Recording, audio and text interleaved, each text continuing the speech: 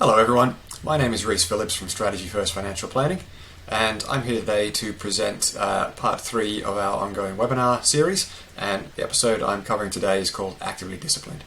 Now, those of you who've tuned in to previous episodes will have seen my colleagues Chris Gilmore and Erin Coyle present on the dangers and some of the pitfalls associated with what you might call traditional active management.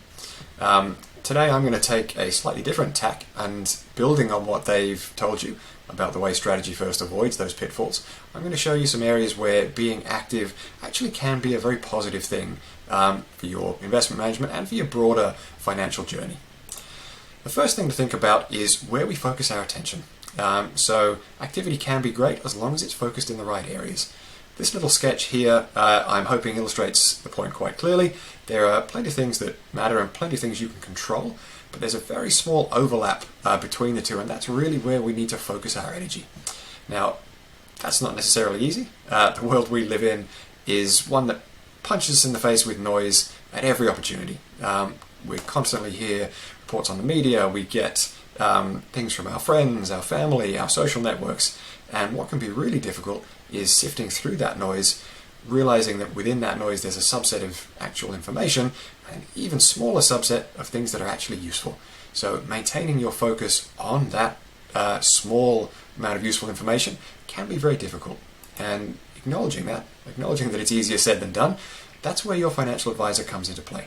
So again, this sketch might be a little bit extreme, but your advisor is here to help you avoid the big mistake, and that's some of the pitfalls that Chris and Erin described in their previous 2 videos, but also to help you maintain your focus. And there are a couple of key areas in which we can do that, focusing on the things you can control. Now, I have some examples here of things you can control.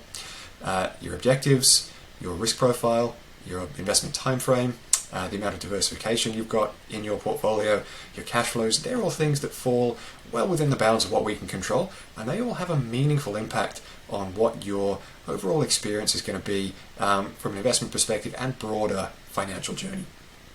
What I'm going to take you through now is 2 specific areas, and they do relate more to the investment side of things, where your advisor, where Strategy First can help you to be active in the right way, maintaining your discipline and getting a great outcome.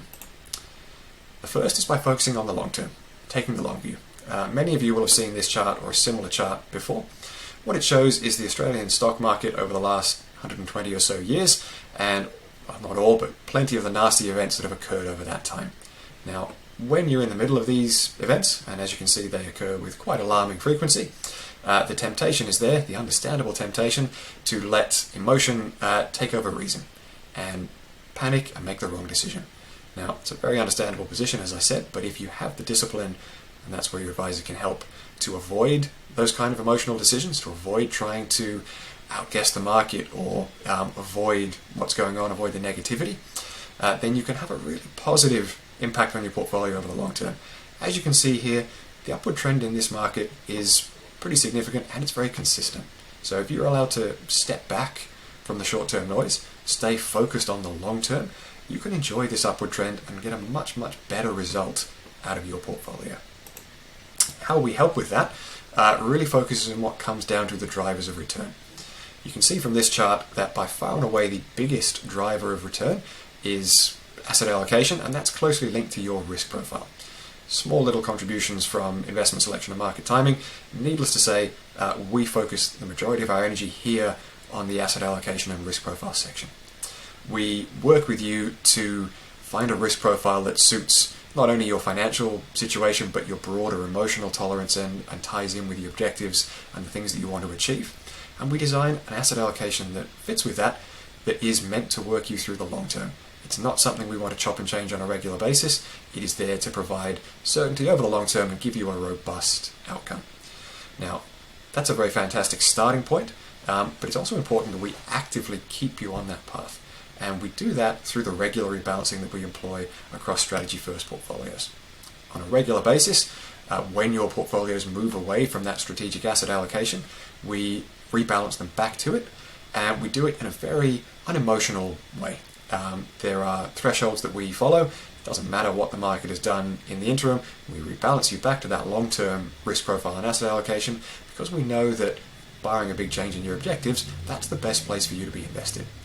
the positive outcomes that come from that activity, the discipline it provides. It prevents any emotional decision making because it follows a rational process every time we rebalance. It allows you to focus on the long term, and it also incrementally takes advantage of market movements by enforcing a buy low, sell high kind of strategy. Now, that's one obvious example. It's a key theme to strategy first investment philosophy, and it is really powerful over time in ensuring that focusing your active energy in the right place gets you a good result.